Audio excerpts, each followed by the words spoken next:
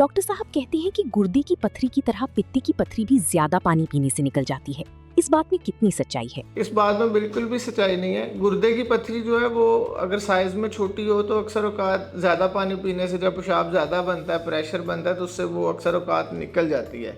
लेकिन पित्ते की पथरी का सिस्टम बिल्कुल अलग है। ये जिगर के साथ एक अलग से सिस्टम होता है नालियों का, जिसमें पानी का कोई ताल्लुक नहीं है।